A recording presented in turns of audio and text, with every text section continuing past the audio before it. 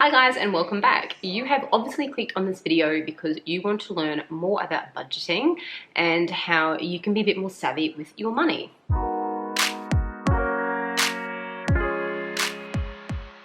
Now today's video we're going to be talking about the big B word, budget. If you follow me on my Instagram page, you would know I talk quite frequently about our family of 4 living off one income and how we make it work. So today's video is going to be focused on how you can maximize your money and enjoy your life. So what I'm going to do today is give you 5 tips on budgeting, and hopefully you can use them as some tools to better spend and save your money. I've also got a free budget planner, which I'll be mentioning later in the video. If you do want a copy, stay tuned for that. So my first point, because it's not really a tip, it's more a fact, we are all on a budget. If you're not on a budget, that means that you're going into debt and you can't afford to live the lifestyle that you currently have, and you don't want to do that. So I think people get fixated on the word sometimes, budget, meaning that you can't afford things, that you're living on a very tight lifestyle, which might be the case, but the person next door to you would also be on a budget, and the neighbour down the road would be on a budget, and your co-worker at work would be on a budget, and the mother at your mother's group would also be on a budget. Budget is just how you live within your means with the money you have. It is not a bad word. It does not mean that you can't save. It is just understanding your incomings and your outgoings. My second point, and a girlfriend told me this phrase and I thought it was quite good because I actually worded it quite differently. You can't spend $1 if you've only got 20 cents. So just think about that. You can't spend $1 if you've got 20 cents. So if you save up and you get the $1, by all means, go buy that item for $1. Now that's not always the case, because if you're looking like big picture and you take a loan out for a car, take a loan out for a home, that's a little bit different. But I mean like day-to-day living. So you want to go buy yourself a coffee and the coffee is $6 and you've only got 5, you technically can't get it. On your budget, if you allow yourself to have $10 a week for outings, for food, coffees, whatever it might be, something for yourself, and you go out and buy yourself lunch and it's $15, then you shouldn't purchase it, because that $5 you don't have and you don't own. Now going back to my point number 1, that we're all on a budget, yes, but we're all on very different budgets.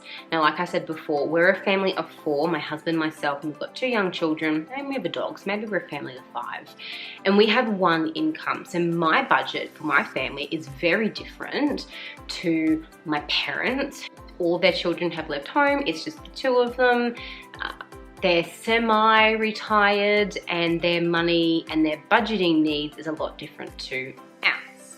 And my budget is also very different to a person who has no children, a single person, a person that has 2 incomes, a person that has a lower income than we do. So everyone's budget's very different. And I think this is where we need to get past the point of comparing ourselves. My friend went out and bought these beautiful $40 shoes. I really like them, I want them, but in my budget, is that something I can justify to spend? If it's not, there are options that you can do to purchase it, or you go find an alternative that suits your budget and your needs. So this almost ties into my point number 3, but before I get to my point number 3, I just want to talk about how bad we are getting with debt. So people are using their credit cards to purchase everyday items, groceries, clothing, coffees out, lunches. People are even taking out personal loans to go on a holiday. Now, I'm not a financial advisor, an accountant, or anything like that there. I do sort of think that a holiday should be something that you save for, and that becomes like your reward almost. That's just me, that's an opinion I have my own. But I think definitely when it comes to like groceries, clothing, coffees out and that sort of thing, you should be paying for things that you can afford in your budget. We should be putting things on credit card and not paying the credit card off. So I watched a really good article, it was on ABC, it's probably about 6 months ago now, and it was talking about the youngest generation. I think it was the Gen I, the ones that are probably in their early teens, in their early 20s, who are getting credit cards and they're just purchasing things because it's so easy just to get a card and tap and pay and not pay with the physical cash and see the money.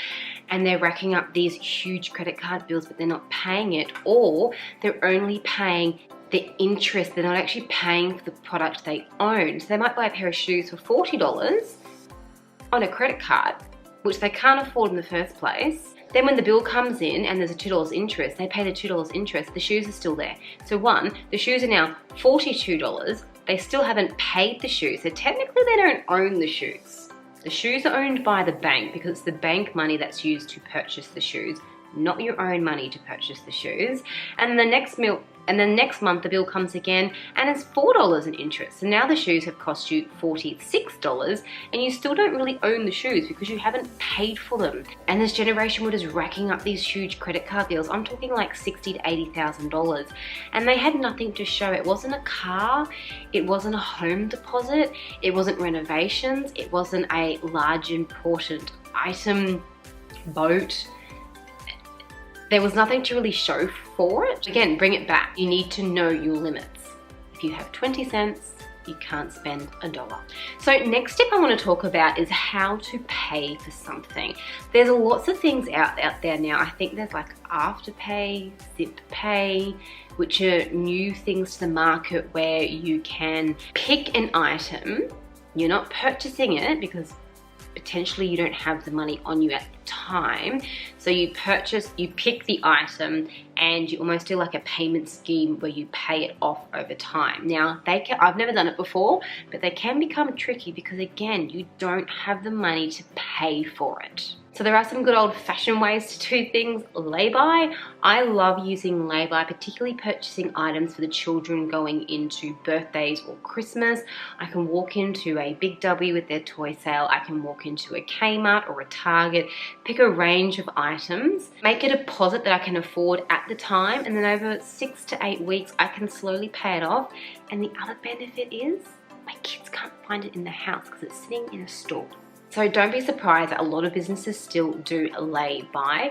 I think they like using and promoting Afterpay and Zip Pay because you've physically got the item. That means it's yours. You can't change your mind. You've got it and you've got to pay for it. Whereas lay-by, there is an option to cancel. You may lose the deposit, but you can always cancel a lay-by. So that is a risk to the business, but it's also a risk to you if you're purchasing all these things on Afterpay or Zip Pay and you're not paying for them. Now, I did also read something in regards to Afterpay and Zip Pay that if you don't pay them, it can go against your credit rating. Now, again, I've never used Zip Pay or Afterpay. I don't know the details of them. I would love to know if you do use them. Have you ever had problems before? Let me know let me know in the comments below. I'd love to have a conversation around Zip Pay, Afterpay, your pros and cons of them. And then there's other things like a credit card. Now, a credit card for some people can be so dangerous and would not recommend. We've always had a credit card and my parents always brought me up to say, purchase everything on your credit card and the first of every month you completely wipe the credit card and pay it. And the reason for that is the bank that we use, they give you points which turn into cash. So I'm using a credit card, I'm paying it and not making any interest. So those $40 shoes cost me $40 because at the end of the month I'm paying that credit card directly off and it gives you 30 days on a credit card. This is just my experience and the banks that we have used in the past. Again, I'm not an accountant or financial person. You need to look into this for yourself. Credit cards can work in your favor if you are very savvy and disciplined and pay them off. If you let them sit there, they're going to incur interest, and interest on a credit card is so high, it is not worth it. Those $40 shoes will very, very quickly turn into a $60 pair of shoes. Again, you still haven't paid the $40 for the shoes. You've got $60 that you're now paying and it's only like 2 months down the track. So be very careful with credit cards. Now, there is always the option of doing loans. Again, this is a big picture thing when you be talking to banks for like cars, home loans. If for whatever reasons you went on a holiday and you're putting it onto a loan to do it, I just think that's a really interesting way of having a holiday, is going into debt to enjoy yourself. For me, I like to save my money, earn it, and then feel so rewarded that I'm enjoying it with no interest. And then the last one around options on how to pay, and it's probably one that's phasing out now, is cash due to COVID and hygiene reasons. But what we used to do in our family, and we're not doing it now because a lot of it is tap and go payments they prefer, is every week we would take out a certain amount of money. my purse, in my husband's wallet, and that was it. Once we had spent it, that was our outings done for the week. So we made sure that whenever we went out, we would purchase things with that cash, and when that dwindled down, that was it. We'd have to wait till the next week. But if we had money left over in our purse or wallet from the week before, we've got more money for the next week. So that's another handy way of doing it. But I just don't think cash is going to be a thing. And number four is get a visual. Write down, see what your incoming is and your outgoings are. Are you buying things for $1 but only have 20 cents? Are you saving a lot more than you thought you were? Have you got money that's disappearing and you can't figure out why? Write it down, whether it's on a notepad. You can get all sorts of fancy apps these days. I actually created a budget planner. It is 100% free. It is through Google and there is an app for it. So if you'd like to know more details, leave me a comment below or pop over to my Instagram page. I've got a very short story on it so you can watch it, and then drop me a DM. This is just an overview of my budget planner now. I like to keep it very, very simple, and I find budgeting week to week a bit more effective than fortnightly and monthly because you're watching your money a lot more closely in a shorter time span. Again, the biggest thing is you need to know that you're not spending $1 when you've only got the 20 cents, and this here gives you an overview of all of your income, all of your outgoings, and if you've got any money left over, and then options you can do if you're wanting to save for some furniture, save for that holiday, house, paying off loans, all that sort of stuff there. So it's a really useful planner. I've sent it out to a few thousand people now and I get really good feedback on it. It is very, very basic, but I think budgeting doesn't have to be complex. Again, incoming, outgoing, have you got 20 cents? Are you spending $1? Do the math, bring yourself down to what you can afford and go from there. And my last little one, number 5, is constantly review. So we usually do a review of our budget every 6 months, and that's due to changes with petrol prices, in case we've got a new insurance scheme that's gone up, gone down, wages might have gone up, gone down, electricity gone up, gone down. So constantly reviewing. We always overestimate in our budget. So if we say petrol is $46 a week, we'll round that up and say it's $50 a week. So we've got a little bit of a buffer, so if it does go up, we've kind of already prepared for it. And if it goes down, bonus, we've got more money going into saving. I think it's also important to do those reviews so you can see where your largest chunk of money is going towards. Is it mortgage? Is it a rent? Can you get a better home loan deal? Are you better off moving homes if you're renting and paying less rent? Have you got 2 cars that you don't really need and you can drop it down to one? A large amount of money with the insurance you pay, the petrol, the rego, all that sort of stuff. So I think it's good to do reviews on the regular.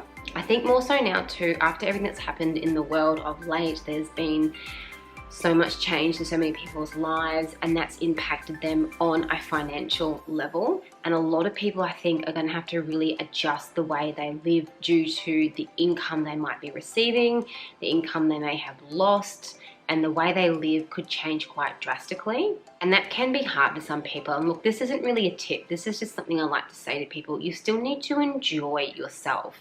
So if you're one of those people that are in a situation now where your finances have changed significantly, you still need to enjoy yourself. And that can be really hard when you are literally focusing on money. You're really focusing on your budget, but you still need to have a component, and my budget planner does say that in there, to have like a reward, to have like a bit of an outings budget for yourself.